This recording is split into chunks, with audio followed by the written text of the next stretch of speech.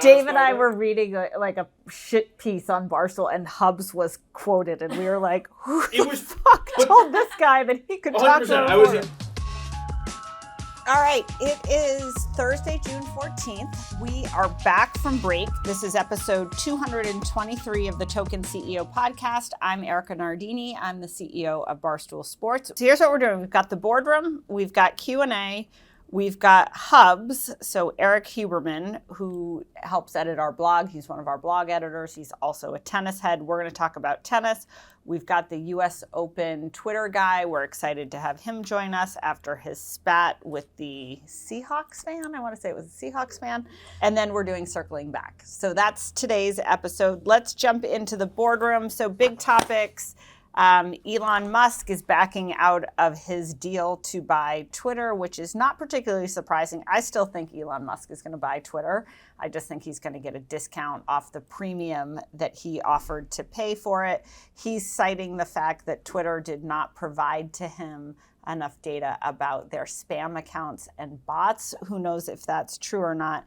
I think this is just a tactic to get a discount. I also still think that the best thing possible for Twitter would be to be bought by Elon or someone like Elon who's going to make an impact on the vision and the product and the execution of the company. All right, so Brittany Griner, let's talk about Brittany Griner. Like, who the fuck goes into Russia with pot? I mean, I get it. It was a small amount. She wasn't dealing it. She just had it on her. But it's Russia. Like, the embassy's basically been like, if you're an American, don't come here.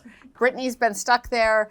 The WNBA, she's a WNBA star. The WNBA is trying to help her. She's making all of these pleas. The Biden administration is talking about it. Look, I hope that we help her. I think it would be very, very unfortunate for an American to get stuck in Russia right now. I'm glad she I think last week, I think she pled guilty to carrying weed. No one should be imprisoned against their will. But if you go to a country and you commit a crime, that country has the right to hopefully try you for that crime and then convict you of it. Like, I get that it was a mistake. Everybody makes mistakes. I actually think the best thing that she's done is to plead guilty and to kind of acknowledge and to acknowledge the mistake. I think the thing that's really unfortunate about it is now it's international news. You think about taxpayer dollars being used to get her out. You think about the leverage this has from a diplomatic perspective. If we want Russia to give us back Brittany Griner, like, what do we have to give Russia because she decided to carry weed into the country? So I don't know. We'll see where that ends up. I'm sure she will get out. Speaking of sports, big news out of Wimbledon. There was a lot of protesters. Women athletes, female athletes, are protesting white uniforms. Wimbledon, women are forced to wear all whites. I think the women's soccer team, the U.S. soccer team, also complained about it. They have to wear white shorts. Look, white shorts are a problem when you have your period. No man wants to hear this, but it really is a problem. You're on the court, you're on the field for 1, 2, 3, 4 hours. You have your period. You're basically freaking out that there's a large mess at the bottom of your pants. That sucks. I remember being at an offsite. We had our first offsite, and with Dave and the Barstool guys, like K Marco and Big Cat and KFC, Gaz, etc. And I got my period and I had a pair of white shorts and I was like, fuck. I had to pretend to go for a run for like 2.5 miles. It was probably more than that. It was probably actually like 5 miles to Betsy Morgan's house to get a tampon and then come running back. It sucked. Imagine being like that and having television cameras on you. Like, it was bad enough with like the Barstool goons. So I can get my head behind this. I love the white of Wimbledon. I think it's so classy. It's tennis in an English garden, but maybe they wear green undershorts or there's some type of color allowed. You would also think that there'd be some type of white fabric that you could make that was like indestructible. Like, if they can make underwear that like captures your period, why don't they just make tennis shorts out of that? That's really what they should do if they're that interested. All right, anyway, so that's that. Sandra Douglas Morgan. So Sandra Douglas Morgan has been named the president of the Raiders. So big shout out to the Raiders, first African-American woman to be the president of an NFL team. We actually met with her. So Jay Snowden from Penn and I flew to Las Vegas maybe 2.5 years ago at this point, maybe a little bit longer. to talk to her about Barstool and the Penn acquisition. She was a tough cookie, like very well dressed, like very petite, very put together, but also like pretty disciplined, very polite, but cold, like a formal. Like I think she's perfect in an NFL operation. Like she'll look the part.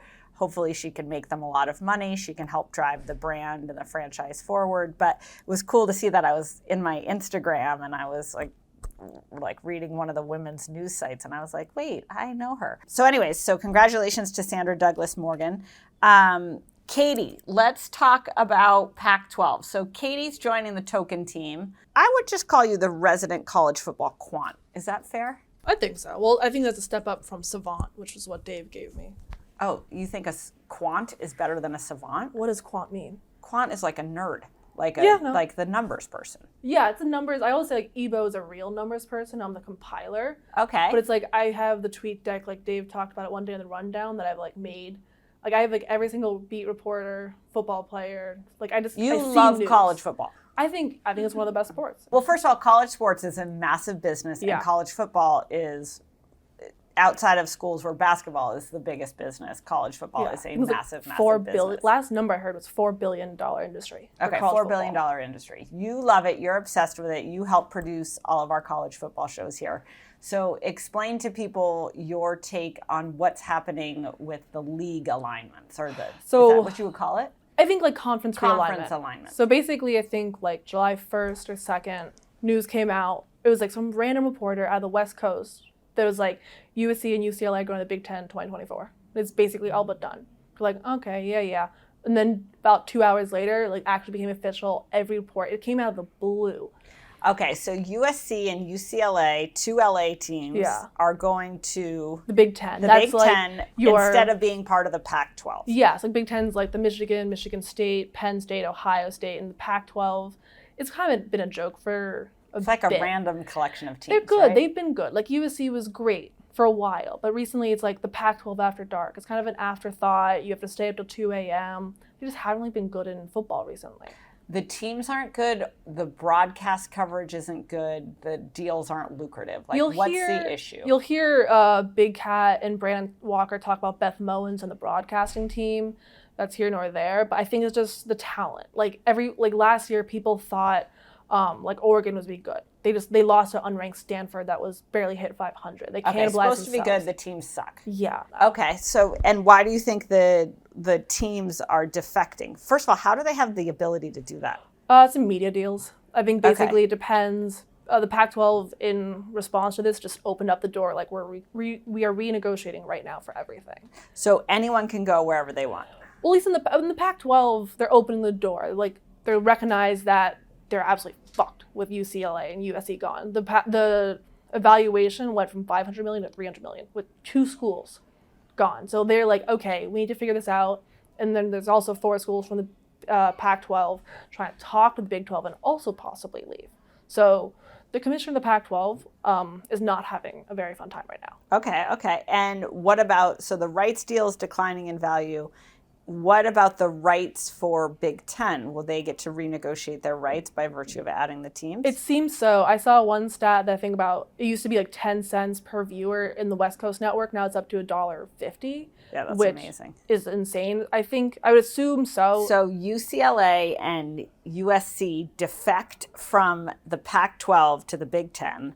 The rights for the Big Ten go from 10 cents to $1.50. Yeah, at least like within the West Coast network, it seems. I'm sure there's more information, but all those rights just went skyrocketed because those 2 teams joined the conference. The schools make more money, so the schools can keep bigger swaths of their athletic program live. And then what do you think the Pac-12 does next? Right now, there's a few schools that were talking with the Big 12. I've heard that a few might defect to the Big 12. There's also some kind of alliance, supposedly, between the Pac-12 and ACC, which I think is the dumbest option. Because officially, there was supposed to be an alliance between the Big 12, Big 10, and ACC to not poach each other's schools, which just happened. So alliances aren't. This is like Game of Thrones for college sports. Yeah, it's welcome to why I love it. All right, so before we get into it, let's talk about Cortina Health. Cortina Health helps with hair loss. I think hair loss in women is actually a huge topic. I'm paranoid about hair loss. My hair is important to me. Cortina Health was founded by Dr. Reed McClellan and represented by Shark Tank's own Kevin Harrington. It is an on-demand teledermatology solution and prescription medical provider. So what do? They provide custom blended prescription treatments, especially for you and your conditions, using only clinically proven ingredients in their formulas. So what happens? You go to Cortina Health, you get an evaluation by a board-certified dermatologist. You order your prescription, and it is delivered to your door. It's convenient, it's affordable. Your personalized prescription, your doctor's visit, and all follow-up appointments only cost you just $39.98 a month. If you care about your hair, I care about my hair. You wouldn't know that because I don't brush it, but I care that I have a lot of hair. I take biotin like it's my job. But if you want to do something better than just shoveling biotin into your mouth, go to Cortina Health. Find out why over 100,000 people have been treated by Cortina's board-certified dermatologist at getcortina.com and use code CEO to receive your first shipment for free. Okay, so we're in Q&A. Here is the Q&A. What do you do to keep from doing the same things over and over? I manage a decently sized team, and I'm worried I'm in rinse, wash, repeat mode with them sometimes. I think the best thing that you can do is to take a step back and remember what you're trying to achieve. So what is it you want to get out of a certain meeting? What is it that you want a project to accomplish? What is it that, how is it that you're running your one-on-ones, for example, versus how you wish you were running them? So I think if you have a decently sized team, it means you have a lot of projects going on. You're probably managing a lot of people, and you want to take a step back from your one-on-ones, from your team meetings, from the meetings you have with your boss. And I think you need to take a look and say, what is it that I'm doing in this meeting that's really working? And what is it that I'm doing that's not working at all? Like, you need to be self-aware and self-critical. I think the second thing is, what do you want to achieve out of that meeting? What would make that meeting most rewarding for you? And what do you think would be most rewarding for other people? I think if you can answer those two things, you'll make a better meeting, you'll have a better conversation, you'll run a project in a better way because you'll be more clear about your intention of what you want to get out from a meeting, and then you'll be more intentional about what you put into a meeting. Like, we were having a business meeting that I was kind of like, not mailing it in every week, but we did the same thing every week, and it was very obvious what was working and not working. And after a while, it got annoying because I was like, I'm not doing a great job. I'm not getting a lot out of this. If I'm not getting a lot out of this, I assume nobody else is getting a lot out of it. So just make sure that you have intention, make sure that you're clear on what your objective is, and then put just enough effort into things where they become interesting to you. If you are interested, then you won't have a rinse and repeat approach. You'll actually be getting a lot out of it. It will be productive, it'll be useful, and that will help you have better conversations with your team and with your boss. All right, second question. I work for a private fintech company. When I was hired, they said everyone in the position will get paid the same. Who says that? I mean, why would you promise that? That seems silly. But anyways, it turns out that all employees who you have ever hired in the history of employees talk to one another. Everyone should know this. No, really, what this says is that it turns out that employees who were hired after me got paid more than me, and they also got better stock options. My performance has been better than all of them but one. This is my first job out of college, and everyone else has previous experience. How do I address this to my manager, and should I wait for my review to ask, or do I do it right away? Okay, so one is, I guess it's good to have a sense of what everybody else makes. There's a lot of factors that go into how someone is paid. It's how the company is doing. It's what was the competitive environment when they got hired. Maybe they had 2 other offers that you didn't have. I think in some companies, experience counts for more than it does in others, and sometimes people get paid for that. But I think you are totally within your right to say, hey, I'd love to have a conversation about my career trajectory here, about my performance, and about my compensation. I think that's totally valid. I don't think you need to wait for your review for that. If your review is in a week or in a month, yeah, sure, maybe you wait. But if your review isn't for 6 months, there's no reason to not have it now. And honestly, it's the halfway point of the year, so it's a great time to have it now. I would not go into the meeting on whine. So-and-so makes more than me. Why do they make more than me? That's immature and not compelling to people. What I would go into the meeting with is to say, hey, here's my performance. Here's my potential. Here's what I'm interested in. Here's all the things I could do bigger and better and bolder. Here's everything more I could take on.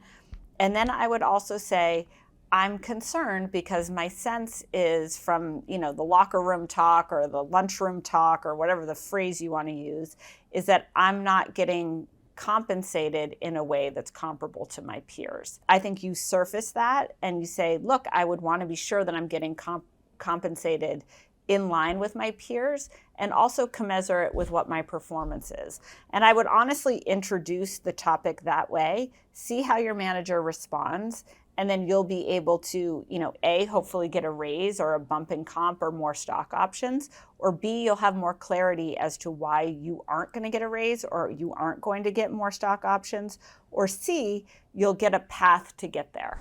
And I think that's the most important thing. All right, third question. I've been at my job for a year. I've enjoyed it, but it's also opened my eyes to other sectors within the industry. What is your advice on quitting my current role in pursuit of switching into a new type of job? I would like to, for example, this person gives account management at a marketing agency to UX design. I think that's awesome. Like, that's what life is like. That's what a career is like, which is you try something and then you're like, oh shit, I thought this was going to be amazing or super fulfilling or everything I wanted. And oop, it's not. Like, that happens to everyone. I don't think there's any shame in taking a new step into a different type of role or a different type of career. I don't also really think there are any rules for it. So if you have great, in this case, UX skills, and you want to move into the design department from the account management department, go have a bunch of conversations with the people, with the creatives, with the people who lead the design group.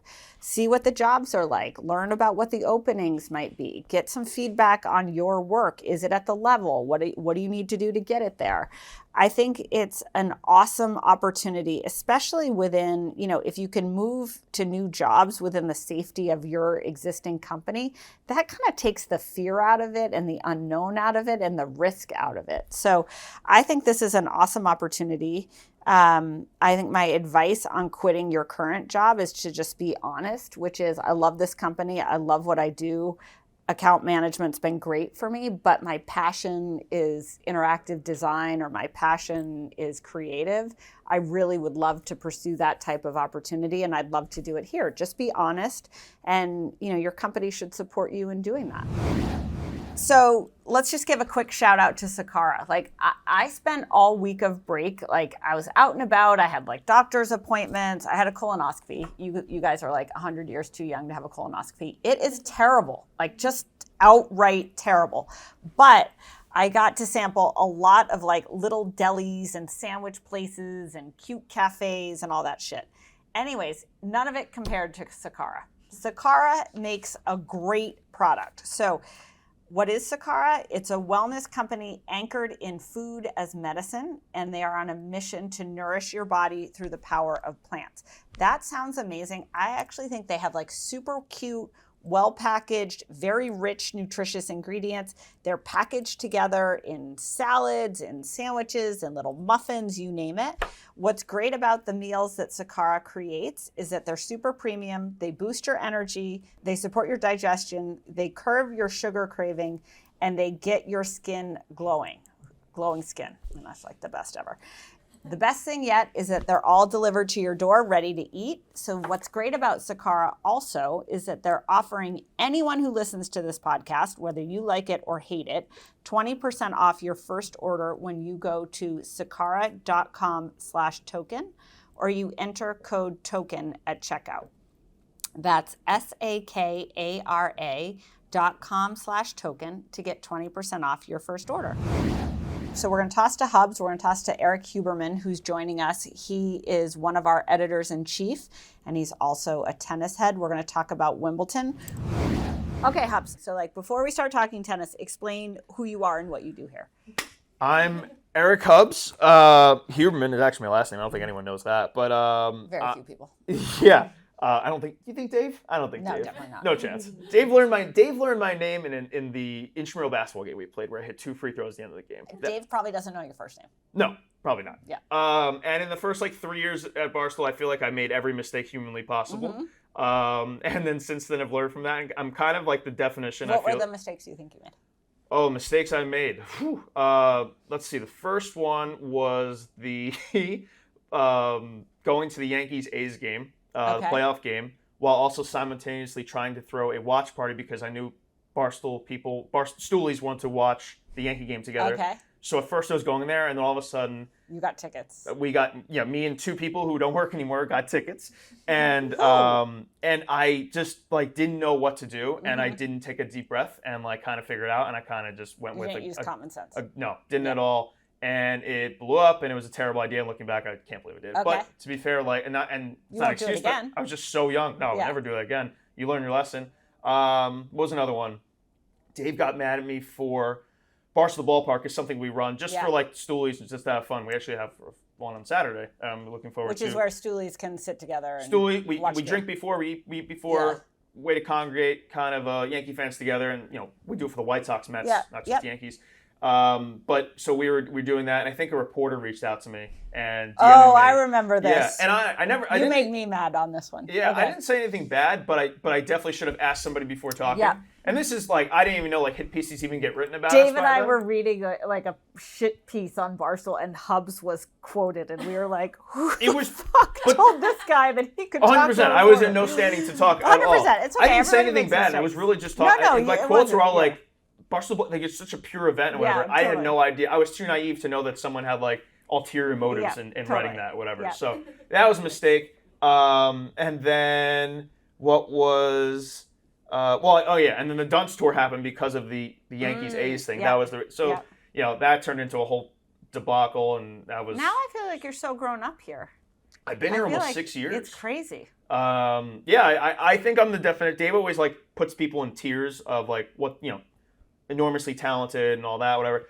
I'm not that. I think I'm just the put my head down and work, and I work my butt off, and I'm always thinking about the site, and I care about the site. Yeah. And now I've got this position with the blog, which I really love, and I think I've found my footing in. And me, Nate, Clem, and Coley are really doing a good job. Yeah. I love it, and I still do the Yankee stuff. I love tennis. I love tweeting about it. My Twitter's horrible. You shouldn't follow me because it's just about the Yankees and Twitter and tennis basically, and occasionally the Packers and the Knicks. It's just all sports. It's terrible if you don't follow those things. But I really like this place a lot. I can't believe it's been 6 years. It's the most I've ever done anything in my life. Same. I always like to say I think when Dave was first starting getting to know me and bringing me in the radio room at the old office and grilling me and all this, I think he asked me while I was under the gun and obviously experiencing a lot. He's like, "What did you do before this? Did you just go to college?" And we always say it's a bad thing if you come right from college to here or whatever.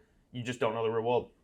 And I had a terrible job as a cold caller. Okay. And it was the worst thing in the world for about 4 months before I mentally just broke. And then all of a sudden I hit up K Marco and it all worked out there. But I think experiencing that always helps me because gives you perspective. This is the greatest reality. job in my mind. But in times every job becomes a job where you just don't want to do something whenever. And I think during those bad moments, I was able to reflect back on This is better than cold calling. getting timed in the bathroom and getting listened on the phone and having to get lunch at a specific time and just being yelled at and having to stick to script. I was like, you know what? It could always just be a lot worse. So let's just deal with this shit. Yep. And it involves baseball. Figure it the fuck out. And then, you can, I think that helped a lot. And I feel like that always helps new people. Totally.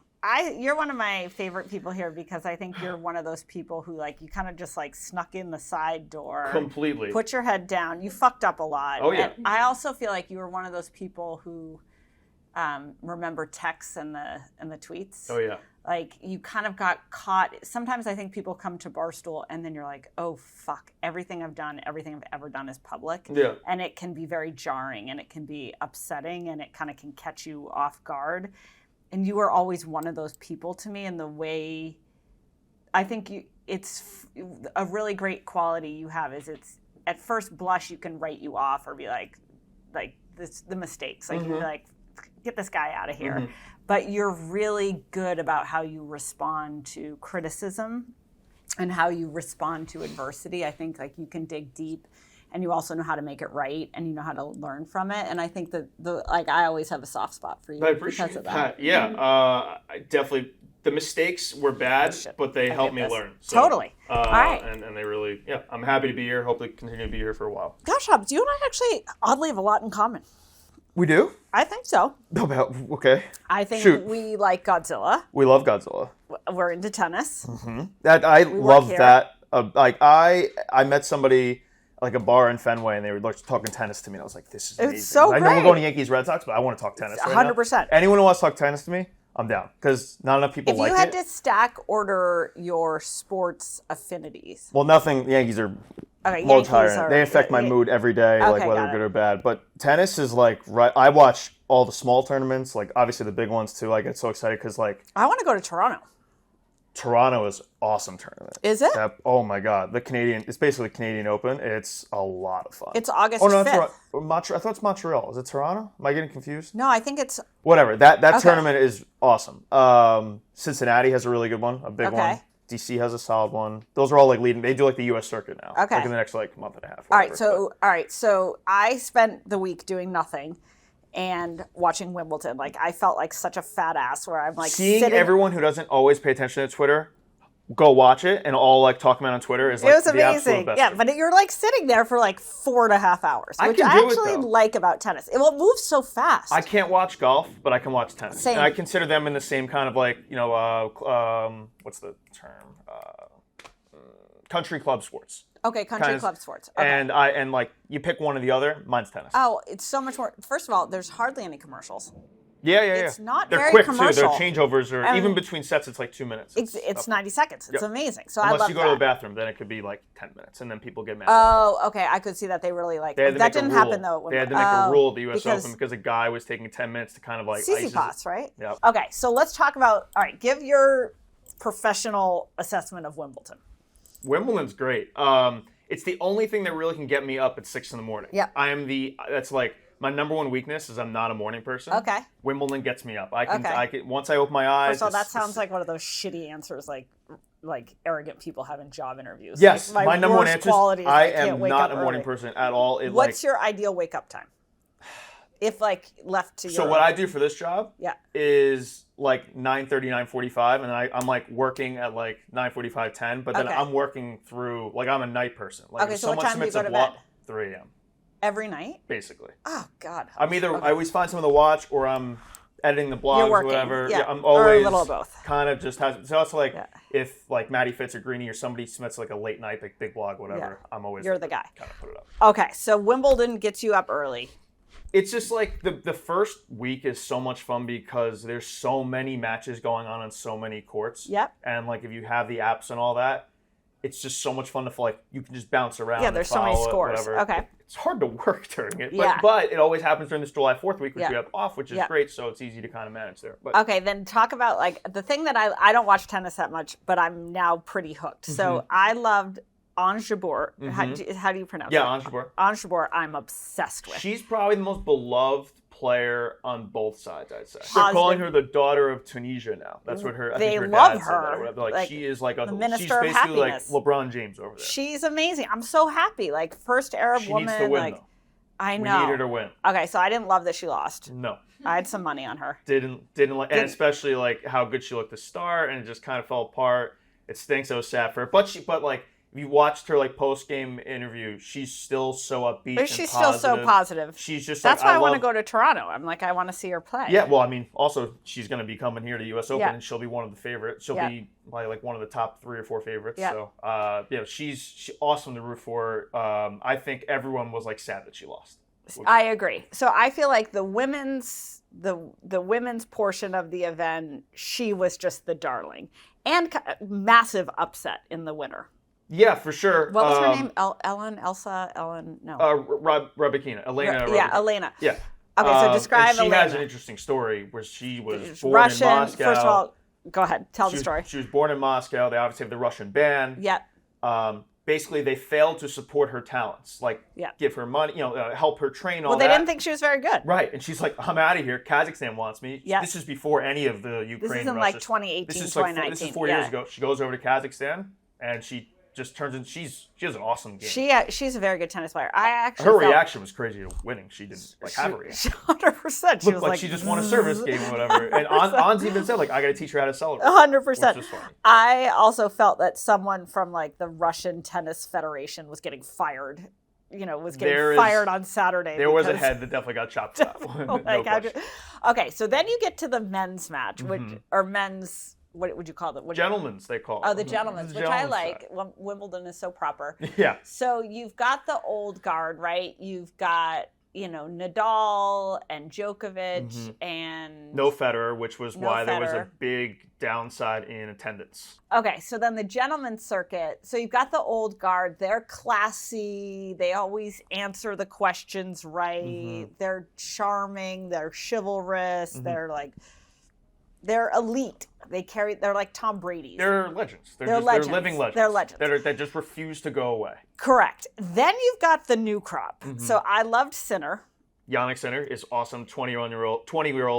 He's phenom. Fantastic. Yep, from Italy. So tall, but can get so low. Like, I thought he was very formidable. But what you see with that kind of match where he's up 2-0 on Joe, it's like, it's so hard to win that final set against those guys. Like, it doesn't matter. They just go to the bathroom, they reset. Djokovic was like, I had a pep talk to myself. They do it every time. Yeah, they do. Incredible. They can come back and just destroy you. I love Alcaraz. Yep. Oh my God. I am in love. So me and my roommate discovered him playing like a Winston-Salem tournament last year, like a very lower level, and we were like, this guy's amazing. He's amazing. Then from that point on, the last year, he's gone from being ranked like 200th to top 10.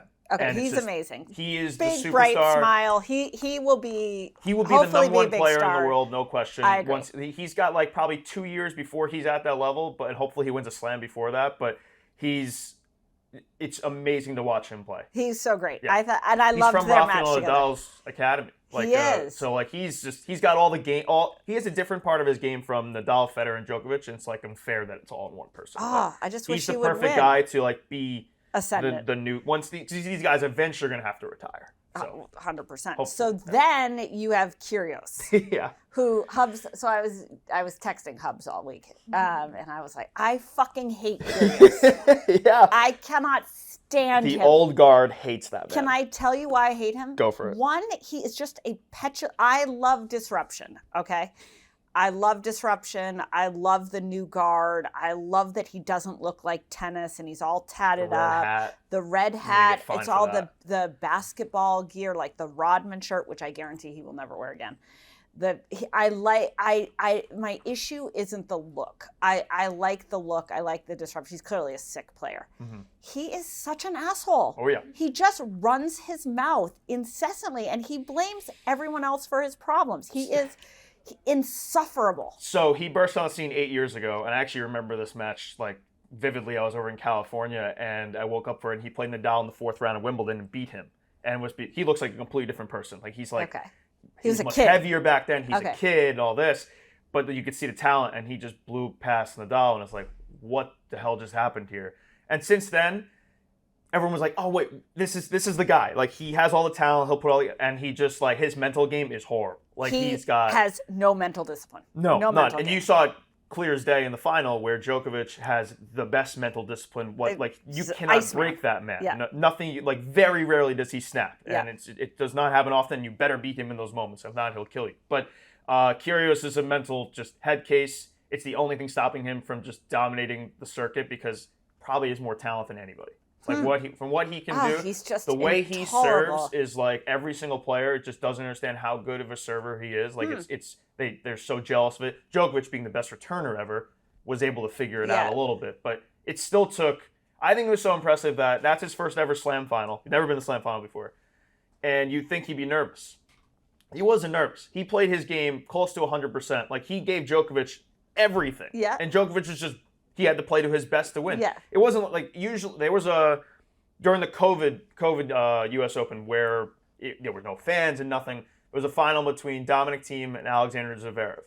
Both those guys were so nervous. They played probably like 30 to 40% of like what they're capable of because they were so nervous to win. These guys played at 100. He was able to just he knock it all off. He didn't seem nervous. The he just yelling seemed at his unhinged. box, the yelling in his box is a lot, but he's never mad at them. That's his way of venting out frustration, pressure. And they know that. Like none of them are like, "Oh my God, did you mess up?" He just will not shut up. Yeah, it's just. You know what I think that's happened his though coping this week ability. is so I noticed a difference between like the quarterfinals. Obviously, there wasn't a semi because Nadal couldn't play, but super sad. I think that he got a call from his lawyer, his publicist, and Nike because obviously the domestic violence allegations came out this week. Yep. I also think his crew has a lot of money to be made off of him, and they're like, dude, get your shit together. Like, you're not sponsorable like this. Like, you are not sponsorable. Money isn't a concern for him. I don't really know what is. I think finally it's taken like 8-9 years. He finally has a passion for winning. And like you kind of seen that, and he has such interesting answers. Like he'll always hint at retirement, like randomly, but he's not retiring at the same time. 12. After the match, they were like, "Did this, this run you guys never had a run like this? Did this run like change your motivation?" He goes, "If I won, actually, my motivation would have been zero." He goes, "I don't know if I might have just retired or come because like he had reached the pinnacle. Wimbledon, he's best surface is grass. That's Wimbledon, obviously. And if he won the whole thing, it's like, well, I proved everyone wrong. But the fact that he lost probably helps him in the next like year or two to continue to kind of like refresh, keep going, maybe try and win the U.S. Open or whatever. But I just love the way he plays. I love the talent. Like you can hate the yelling. That's fine. That's fine. He's good on the court. And I just love that, and I love how he is able to like play the top 10 players. Like no one wants to see him on the other side. Yeah. It's like a like when you have him in the third round or whatever. Like I bet when Tsitsipas saw that, he was like, "Fuck." Like, he's another one. I don't like him either. I think he's the most hated. I think he's one of the bigger haters on the tour. Specifically, his dad. I forget how to pronounce it. Ostropolsis, whatever. It's I don't know. It's an insane Greek name, but he constantly coaches him, and you're not allowed to coach. During the match, you cannot yell like strategy, tactics, whatever. He is the number one guy that's always penalized for it. I will say though, the U.S. Open is allowing coaching for the first time ever. This tournament coming up. So that actually would be like historic, like weird. I don't know how they're going to do it. I think I heard like headsets or something. It's going to be interesting. But he is always for that. And then Tsitsipas was the bathroom break guy. They basically made a rule because they're just so badly behaved. They're just so badly behaved. Yeah, Tups. and it speaks also to like the legends of Nadal, Federer, Djokovic, Andy Murray. Like they've just stayed on top of all these guys. I could list you 30 guys who have people thought like, oh, this is the next guy, and it's just nope, never. Like it's not going to happen. Like they can usually beat him. Maybe Alcaraz is part of that group. Probably is. Sinner, I think, is probably part of that group. Nick, not. He's like 27. Those guys have so many more years. Yeah. And they clearly have a better mental game already than Nick. So. Great, thanks, Hubs. We also have the U.S. Open guy who I was so motivated by U.S. Open guy that I went and DM'd him. I actually called him a kid, and he's like, "I'm way older than a kid." And I was like, "Well, you sound like a kid on Twitter," which is probably the biggest compliment I can give you. So we're going to hand it to U.S. Open guy. Gary, hit me. Like, how'd you get your job? Well, it was a long path. Deciding to work in the sports industry, I went back to grad school at Ohio University and decided that the social and digital space was a good niche for me. And upon graduating, I got an opportunity with one of the top promoters in tennis at the time, Jerry Solomon. And so I was up in Massachusetts working on the big exhibition at Madison Square Garden that happened every year, the BNP Paribas Showdown. And there were two smaller tennis tournaments that were also under the umbrella. So I got some experience working at those. From there, NBC Sports, an opportunity came up with Sunday Night Football, and that's really where I cut my teeth. I learned from some experts in the space how to cover mega events. The Super Bowl was on NBC one year. It was in a Winter Olympic year, and working with some really talented and creative individuals, I learned a lot. That was a 2-year program, and so when I applied for the USTA, I was really confident in my abilities. I had the tennis background. I've played it my whole life. I coached at the high school level. It seemed like a really good fit. luckily they agreed. That's amazing. Okay, so I think you're really great at what you do. Like your voice is great. Describe what happened with the Seahawks fan.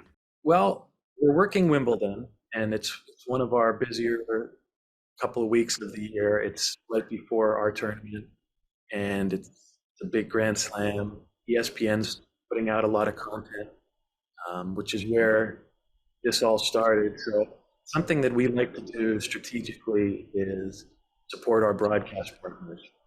And there's also value to that in growing the sport in the United States, because every sports fan, is kind of tuned into the things that are going out on their channels. And so I noticed Kyrgios between the legs serve, his usual fun antics, and decided to toss that a retweet. And what we like to do is pop into the replies sometime, just to get our hand in the conversation. And so while I was in the replies, I saw the usual not a sport comments we all kind of know. That's on many things, not just tennis. And so I decided to take a deeper look into those. As a team, we definitely believe in playful interactions with fans. We do that. Yeah, you have a great voice. Yep. It's very much in the spirit of the energy of the U.S. Open, the night matches, the crowds, and just what it means to be a tennis Grand Slam in New York. And especially on social, we understand how to apply that to the different platforms. On this particular one, I noticed that this person was kind of a Seahawks fan account. Okay, so you've got a Neanderthal American sports fan, Seahawks fan. You guys are going back and forth. You decide to play. Mm-hmm. And then who was the player that chimed in? Well, Drew Lock kind of got dragged into this. I'm a big NFL fan. I'm a fan of all sports, frankly. And the Seahawks quarterback situation was on my mind, because as a Browns fan, Baker Mayfield was potentially linked with Seattle. And so I knew that they kind of had a season ahead of them. They're projected to finish pretty low in the standings. It could be a tough time to be a Seahawks fan. So I knew I could kind of take a jab at that element. And Drew Lock battling with Geno Smith to be the starting quarterback.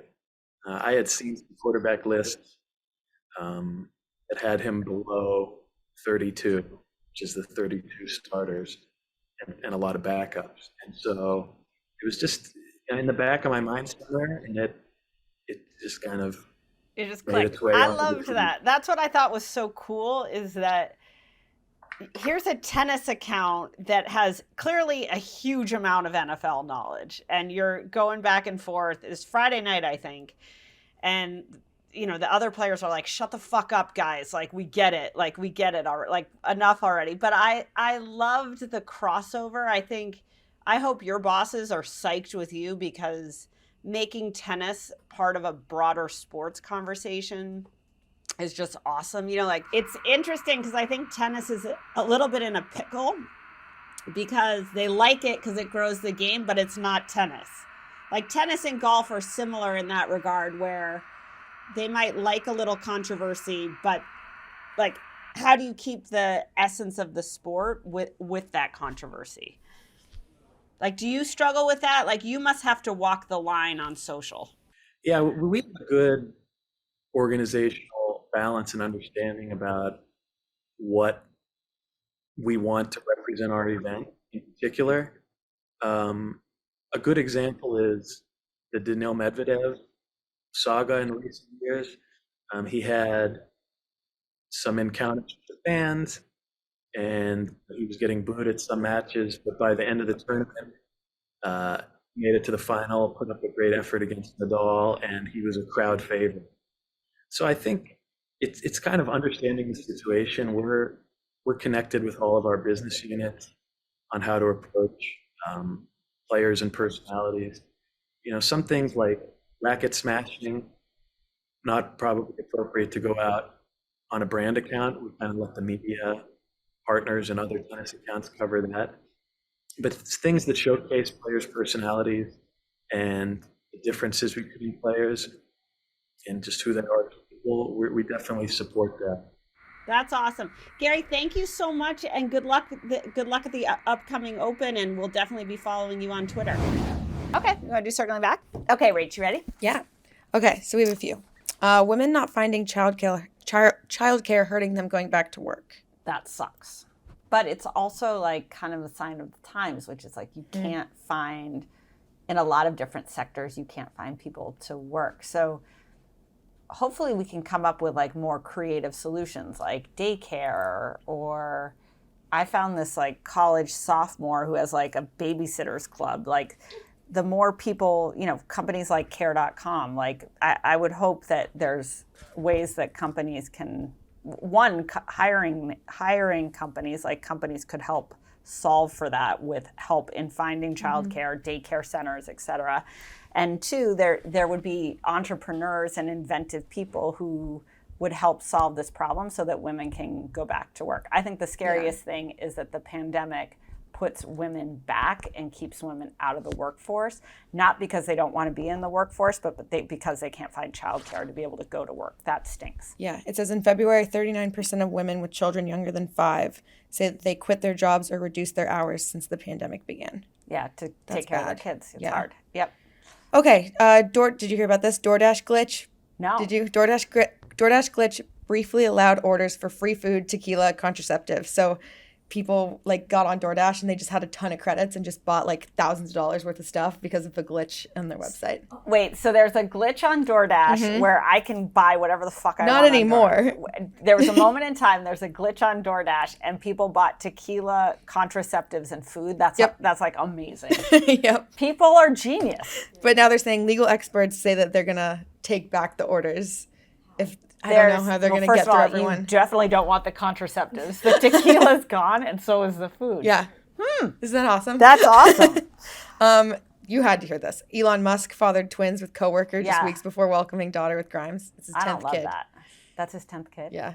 That's tough. That's tough. And then I heard he's changing the childcare policy at Tesla as a result. Yeah, he's like upping the time off and stuff. I wonder how Grimes feels about that. They're not together. Oh, they're not? I think they broke up a while ago. Elon Musk's daughter or son She's like separating from them. Is separating, changing her name, changing her gender, I think, and then doesn't want to associate. Yeah. Elon Musk has a lot going on. Yeah, he's a busy guy. Yeah.